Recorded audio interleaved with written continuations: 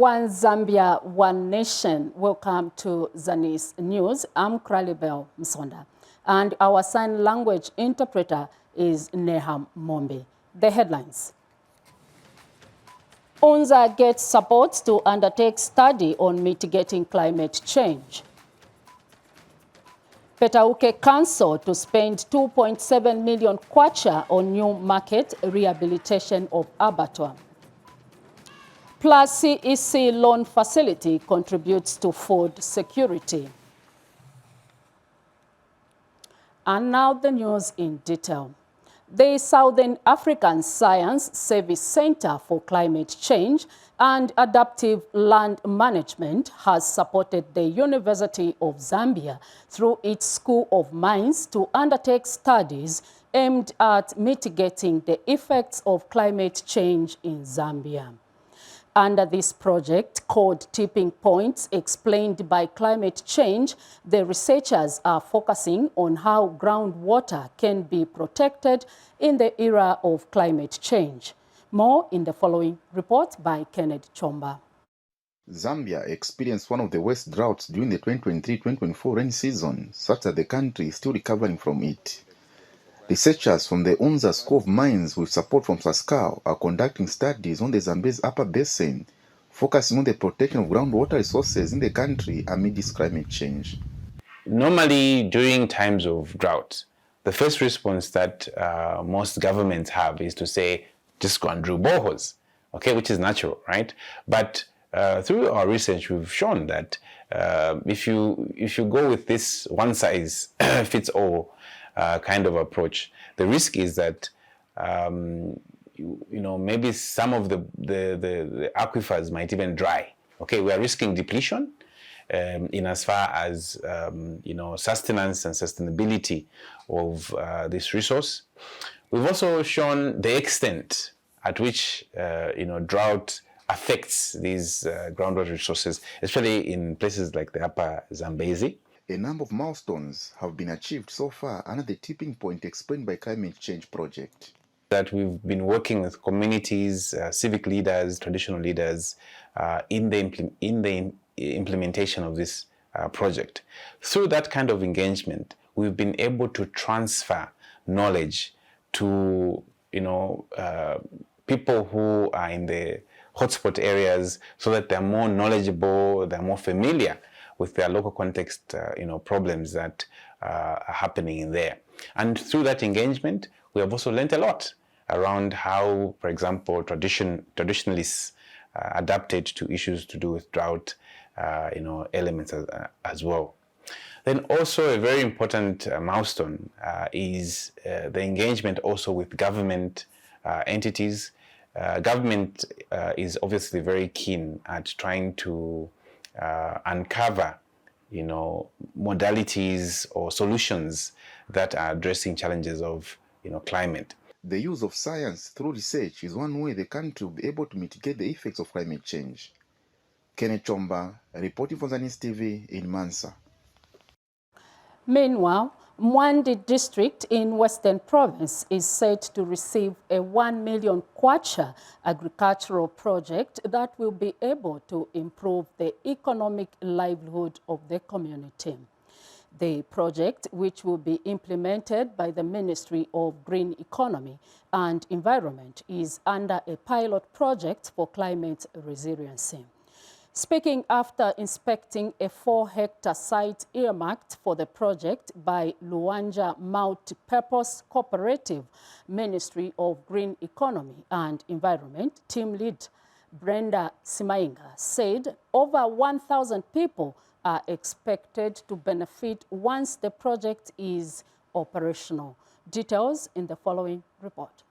A team from the Ministry of Green Economy and Environment under the Pilot Program for Climate Resilience in Zambia, PPCR project, has visited Luanja Ward in one district to inspect a 4 hectares piece of land allocated to the Luanja Multi-Purpose Cooperative to implement the 1 million kwacha agriculture project to fight the effects of climate change while improving the living standards of community members. The ministry has come up with a facility of 10 million kwacha and 5 provinces were selected to participate in benefiting from this facility. And for each province, there were initially 5 districts that were identified. They went through some capacity building. 2 districts were picked out as the beneficiary districts on a pilot basis, and that is Mwandi and Skongo. So our coming to this community basically is just to verify that the land exists, and we are very happy. We were met by the Induna himself and members of the community here who verified that indeed 4 hectares has been allocated to this project. Mwandi District Administration has welcomed the initiative. As Mwandi District Administration, we are very delighted because of the coming in of this project. This project will have one industrial or commercial borehole that is going to feed into fish ponds. Then from there, irrigation of crops such as tomato, cabbages. The people that are going to benefit from here, not only a local one, but the entire district will benefit from here. So as me as area councillor, I'm going to work hand in hand with this cooperative. The cooperative has thanked government for the opportunity. We are not going to let down the government, but we are going to do our best so that we achieve the goals, the intentions, and the needs of this project, so that our lives can be changed to a higher level. So we thank the members, we thank the head of state, the president himself, Hakainde Hichilema, to have initiated these cooperatives amongst we Zambians. And here in Luanja, today we are really receiving this project with both hands. Once implemented, more than 1,000 community members are expected to directly benefit from the project. Mary Chola for Zanis, in Mwandi District, Western Province. Also in the news, government has commenced the construction of an ablution block at Lualuo Day Secondary School in Kasama District, costing an initial amount of 169,000 kwacha. The school, with over 1,500 pupils, has had no ablution block from the time it was upgraded to a secondary school in 2015. We have more in the following report by Helen Wadia. This is Lualuo Day Secondary School in Kasama District, which has an enrollment of over 1,500 pupils. Since its upgrade to a secondary school in 2015, the institution has been operating without an ablution block, forcing pupils to use toilet facilities at a nearby primary section. However, this is set to change as government has funded the construction of a new ablution block at an initial cost of 198,000 kwacha, as the head teacher explains. Say thank you to the government of the day, the Redon government, because it has come to our aid. Imagine over 1,500 learners with no toilets. We're just using the same toilets with primary school. So we are at window level. I think before we open term 3, we'll have constructed, we'll have finished the project.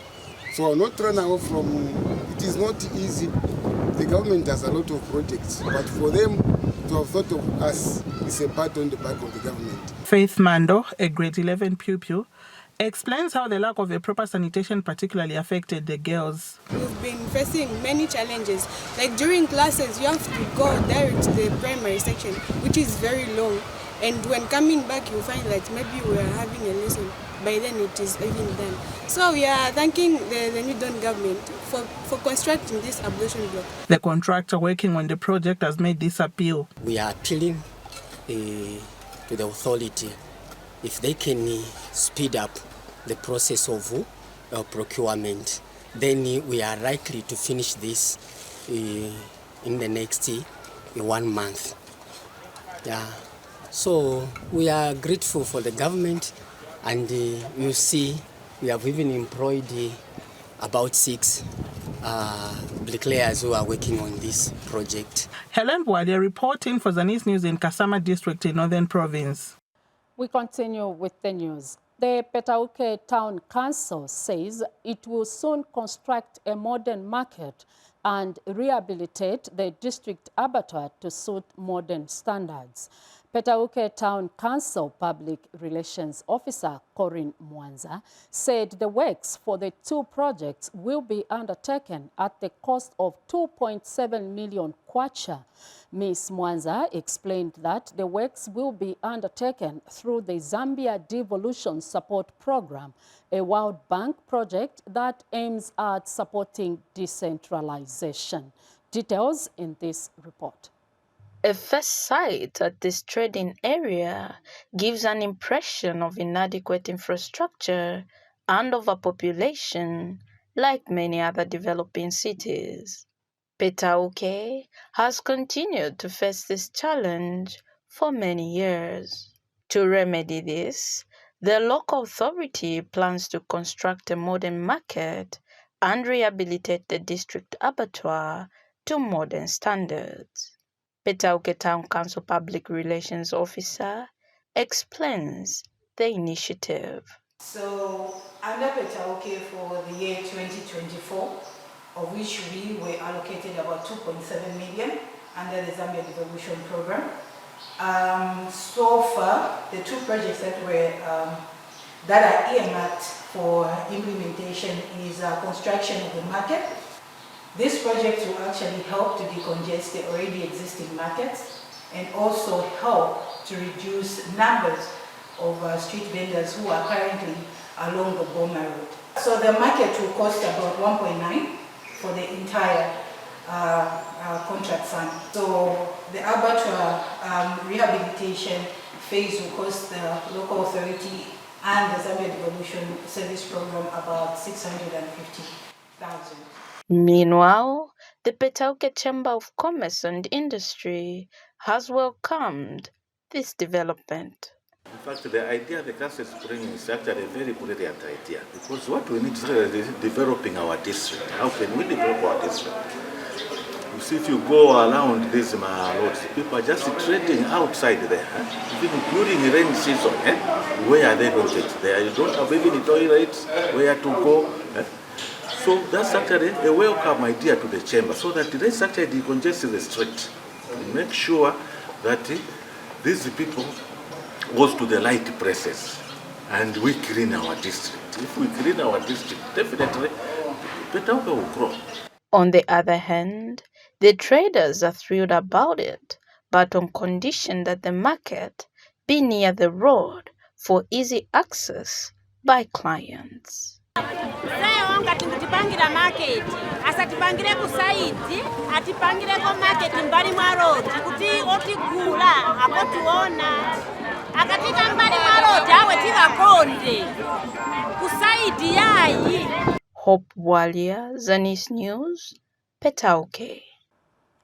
World Vision Zambia has described traditional and civic leaders in Chama district as key stakeholders in fostering development in rural areas. Citizens Voice and Action National Coordinator Ephraim Lungu said this during a sensitization meeting on local-led advocacy methodology that transforms dialogue between communities, government and non-governmental organizations and service delivery in Chama district. Mr. Lungu says the Citizens' Voice and Action model gives citizens an opportunity to voice their opinions on government services as well as take collective responsibility for the service provided. Harriet Chilufya filed in this report. Vision Zambia, through Citizens' Voice and Action, a local-level advocacy methodology that transforms dialogue between communities, government and non-governmental organizations in order to improve services such as health care and education, conducted a sensitization meeting that was attended by government heads of departments, traditional and civic leaders. Citizens' Voice and Action National Coordinator Ephraim Lungu says traditional leaders are key stakeholders in fostering development in rural areas. may not know is this and this. We put them in our plan. And when we make some progress, we keep updating our chiefs. This is where we have reached. This is the direction we are taking. And His Royal Highness will bear with me that many other times he has made different faces from our offices, telling him this. I hope you don't get bored, sir, because you find that this vehicle comes, Your Royal Highness, this and this and this will go. Another one from another department will come, Your Royal Highness want to do this and this. Don't get tired. We believe that for us to succeed working in your chiefdom, it's only when we partner with you and you advise us where we're not getting it correctly, and you also appreciate us where we do well with your people in your chiefdom. Chief Chikwa highlights some of the projects that World Vision has put up in his chiefdom. The World Vision has brought a lot of things in my chiefdom. To begin with, they have put up water, sanitation. As I'm talking now, we are drinking water from the tap, just like in Lusaka. Yeah, great. Sure. And then also they have brought up solar electricity at Manga. Community have benefited from that system. Chief Chifunda, Chief Chikwa, they are now in Senior Chief Kambombo's area. I can simply say they are across the district. People, they are real people fostering development in conjunction with the government. Harriet Chilufya, Zanis News, Chama District, Eastern Province. Still in the news, agro dealers and seed manufacturers in Chinsali district of Muchinga province have commended the government for creating a sustainable and conducive environment for their operations. SEEDCO Regional Manager Officer Kabika Mumboa praised the current agricultural policies, stating that they are key to enhancing growth and productivity in the seed manufacturing industry. Details with Miriam Komwenda. As a measure to curb the shortage of seeds, especially maize seed, on the market that Chinsali district in Muchinga province usually experiences, seed manufacturing companies such as SEEDCO and ETG have already started delivering their seed varieties to agro-dealers for farmers to begin accessing them. The seed companies have also praised government for creating a conducive environment for them to thrive in. The government's interventions and policies that have brought them in place, farming has become a very viable business.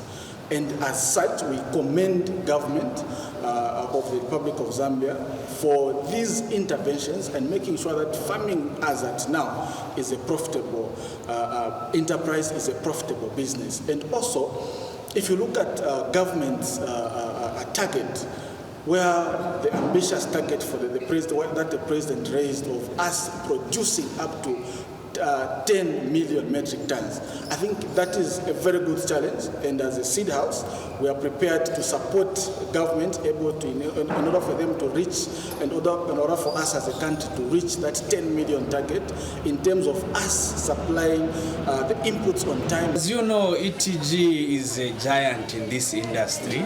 ETG has made sure that all the inputs are already in stock before the onset of the rains. I'm applauding the government for their efforts, and as you can see, the fertilizer prices were high, but we have slightly reduced. We are selling fertilizer like D-compound, it was at 1,050 kwacha, and urea 1,040 kwacha, but it has reduced to 1,010 kwacha, 1,020 kwacha. So those are the efforts of the government. The agro dealers and farmers in the district are also happy with the early delivery of seeds. So I came to check if the seed is available so that I can restock it on time. This year they have done extremely well because we have received seed in good time and farmers are happy. And actually, us as Momocha Enterprise, you can see we've got a variety of seeds. We've got Sidico, we've got DK, we also have Panad, and we also have Pioneer. We are waiting signage, also have, we're waiting exam seed. And so far as Momocha Enterprise, actually, we are happy that it is coming early. And actually, we have also distributed in all our 11 outlets, in all the 8 districts of the province. Miriam Kumwenda, reporting for Zanis in Chinsali District, Mchinga Province. Citizens Economic Empowerment Commission, CEEC, says the loan facility it provided to various players in the agricultural sector contributed to the 2024-2025 bumper harvest. CEEC Public Relations and Communications Manager Mijelo Mukata says the loan facility was provided under the Climate Smart Business Solutions meant for players in the agricultural sector to remain continuously productive in the wake of the drought. Lakson Makosa now reports. The Citizen Economic Empowerment Commission, CEC, says beneficiaries of the loan facility under the Climate Smart Business Solutions have contributed to the bumper harvest recorded in the 2024-2025 farming season. CEC Public Relations and Communications Manager Mijelo Mukata disclosed that the Commission empowered over 150 citizens with loans to enable them to continuously be productive in the wake of the drought. Well, the Commission was able to support in excess of 150 various enterprises in 2024 alone that have significantly gone on to contribute to food security and the bumper harvest. He further stated that the loan facility was meant to enable farmers to procure agricultural equipment. Able to provide climate smart business solutions to our citizenry, and this is through affordable financing to enable them get modern technologies and also ensure that they are continuously productive in the agricultural sector. And Proxima Innovative Limited, a beneficiary of the CEC loan facility, says the financial support obtained from the Commission has helped it in transforming the productivity of the business enterprise. The company is now able to produce 400 desk boards per day. The machine itself, it can churn out, like for instance, this desk here. So the bottom and the top, it can cut those about 400 in a day in terms of volume size. Meanwhile, the Free Energy Company has managed to create 45 jobs after obtaining 1.2 million kwacha from CEC. It really helped us a lot. We've managed to create jobs for about 45 workers, yes. And we were granted a 1.2 million on which we opened our levy store. And everything here is coming from there. We're really glad. For Zanis, I'm Lakson Makosa. The Victim Support Unit, VSU, has urged residents of Chavuma District in Northwestern Province to report gender-based violence, GBV cases, in a timely manner to allow for swift response and help from relevant authorities. Speaking during a community engagement sensitization meeting, VSU coordinator Chulu Chimuka revealed that such meetings are aimed at raising awareness of different types of GBV cases and the importance of reporting cases without hesitation. Josephine Banda gives us more in this report. A team from the Victim Support Unit under the Child Protection Unit from Lusaka recently conducted community engagement sensitization meetings in 4 different areas in the district, emphasizing the importance of reporting gender-based violence GBV cases on time, raising awareness of the different types of GBV, and encouraging community members to report incidents without hesitation. The campaign was held under the theme Protect Childhood, Report Abuse. So we've had discussions pertaining to the types of GBV that the community has to undergo through, sexual gender-based violence being the most rampant. And so we've talked to the community on issues to do with rape, defilements, also keeping children away from school. Social Welfare Officer Peter Zulu thanked the team, noting that GBV cases are rampant in the community. Our basic aim is to see to it that we bring down the gender-based violence that has escalated in the country and also protect the child from abuse. Community members expressed their appreciation for the awareness and pledged to report GBV cases promptly. The community engagement highlighted the need for continued awareness and education on GBV and the importance of reporting incidents to relevant authorities. Josephine Banda reporting for Zanis, Chavuma District in Northwestern Province. As we end the news, a recap of the headlines. UNZA gets support to undertake study on mitigating climate change. Petauke Council to spend 2.7 million kwacha on new market rehabilitation of Abaton. Plus CEC loan facility contributes to food security. Thank you for watching Zanis News. On behalf of the entire Zanis News production team, I'm Kralibel Msonda, and the sign language has been Neham Mombe. It's now, bye-bye.